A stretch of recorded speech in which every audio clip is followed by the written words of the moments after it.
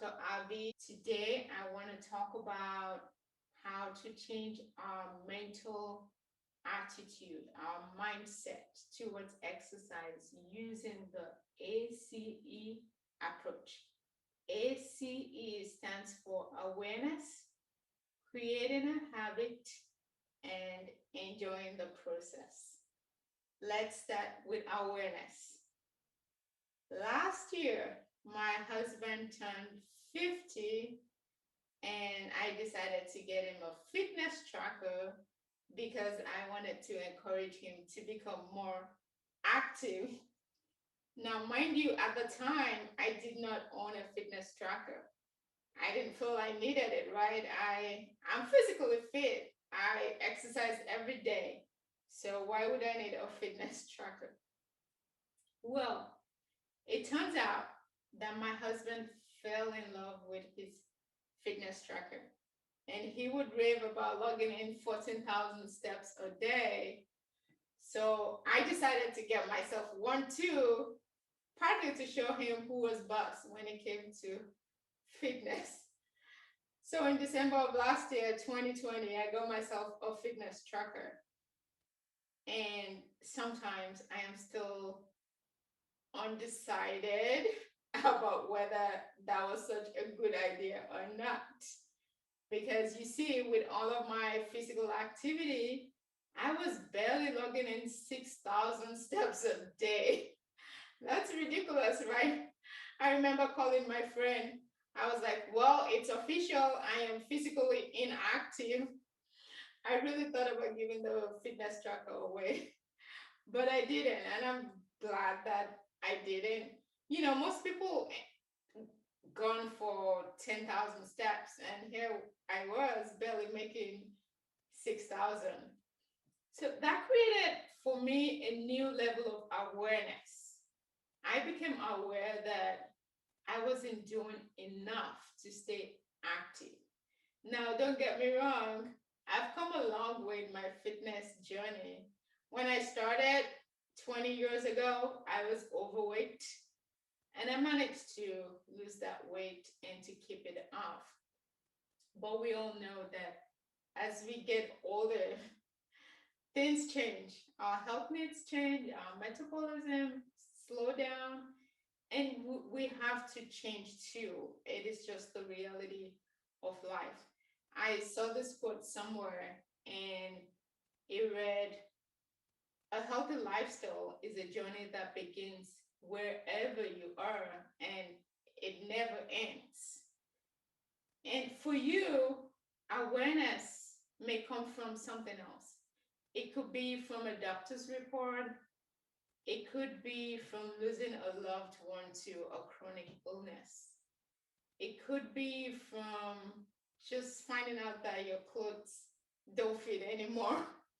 It could be from feeling tired all the time. It could be any of those reasons or even other reasons. And awareness just means we take stock of where we are now and we acknowledge that there's room for improvement. If you're like me, you read a lot of health and wellness articles online and they give us the rules, right? We all know the rules. Reduce your carbs, don't eat sugar, reduce your salt, don't smoke, exercise. We all know these rules, but how well do we keep the rules? So my goal today is not to tell you all of those things, tell you to exercise or to not eat this or to eat that. Instead, my purpose is to cause you to dig in deep and find those skills that you already possess and utilize them to help you become more active. How many of you know that your health is a gift? You can improve your health, but you cannot create it. Your health is a gift given to you by God that you have the responsibility to improve. It's like the Bible story of the three servants and how two of them managed to double their health. So we are expected to do what we can to double our health.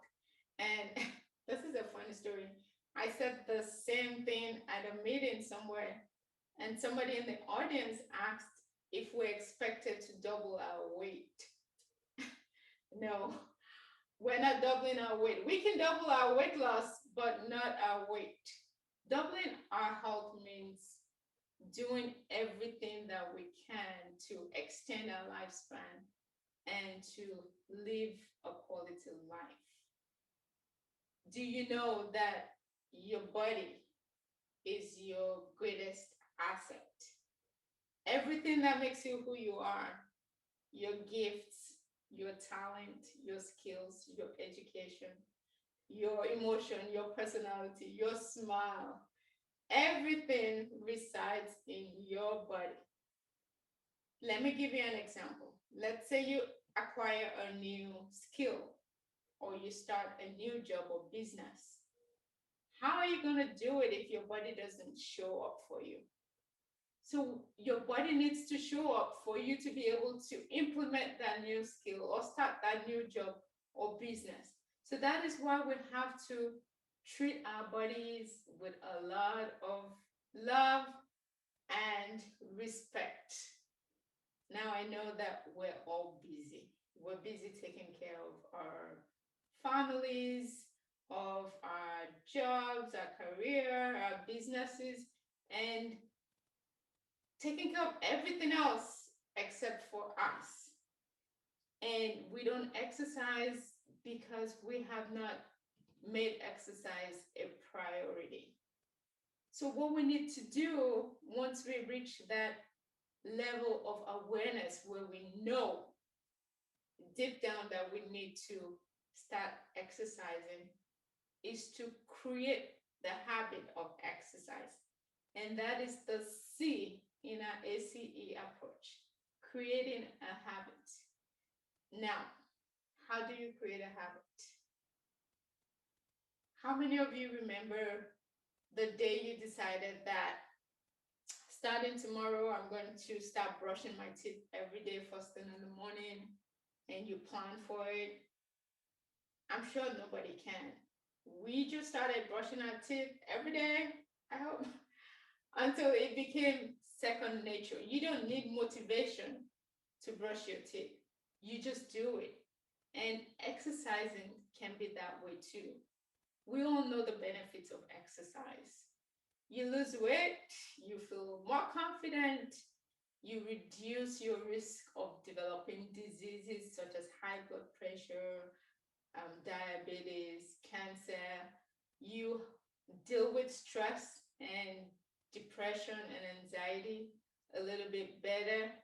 Listen, stress is real. Life can be stressful, and exercise is one of the ways that you can deal with stress. We need an outlet for that for that stress, and exercise is one.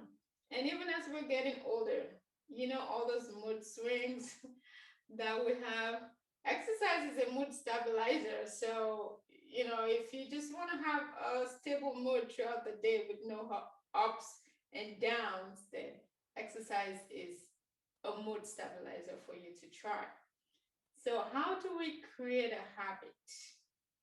We create a habit by doing something every day until it becomes second nature. To do this, I'm going to give you this method that you can use to create the habit of exercise. I call it the quadruple S method. It is simple, small, sequence, and sync. So let's start with simple. That's number one. Make your exercise simple.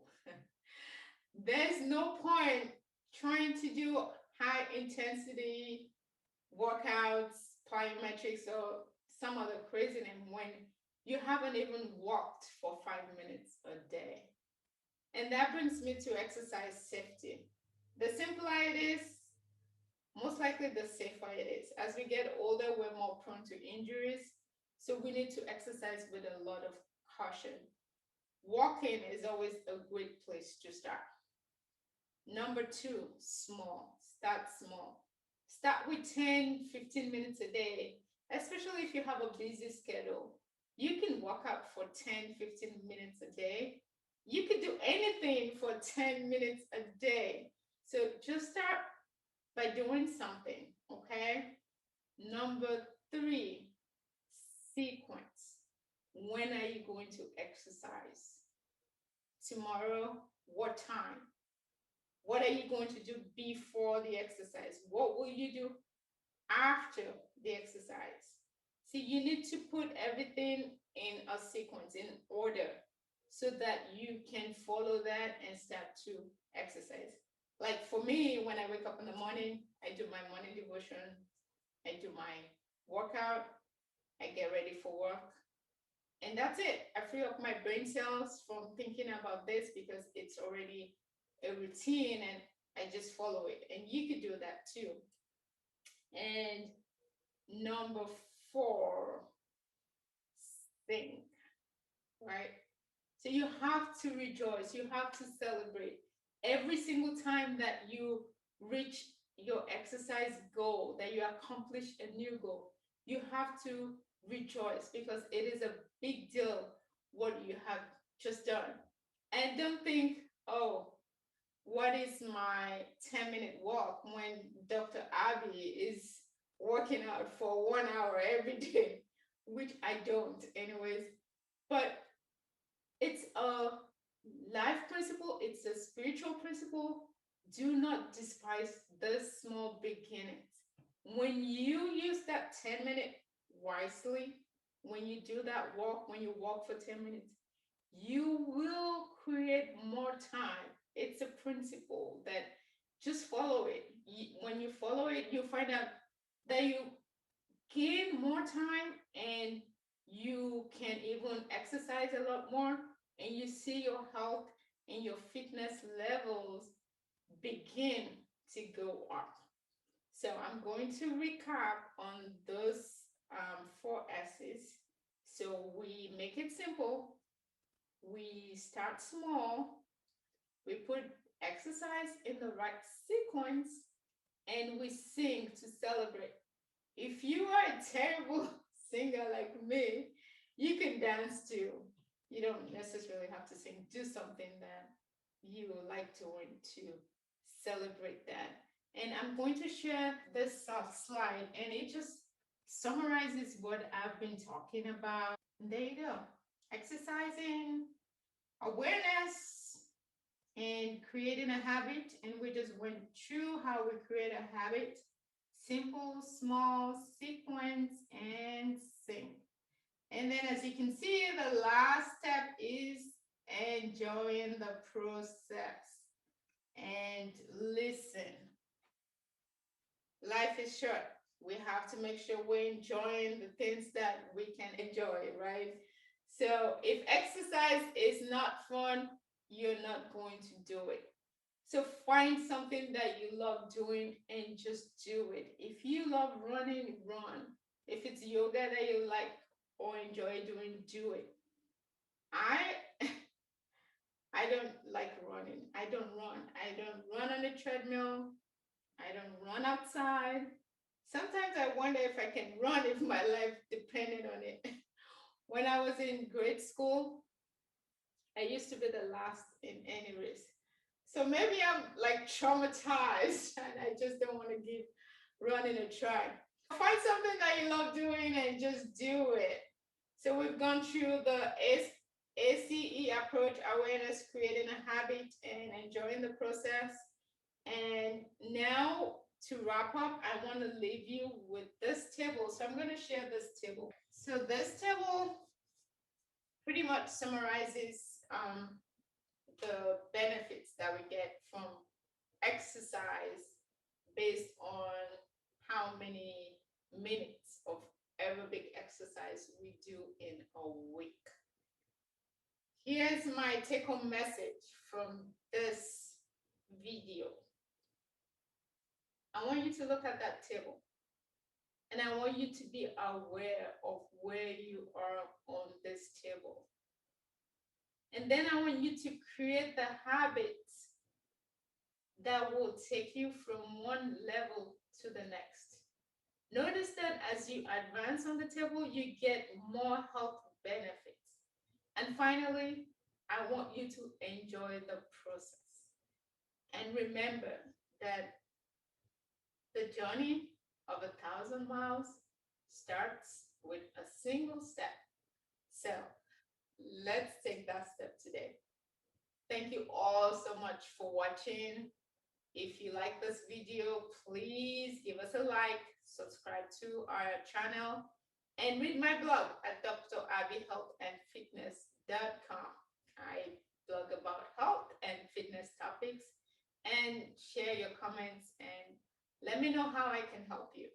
Thank you so much and have a wonderful day.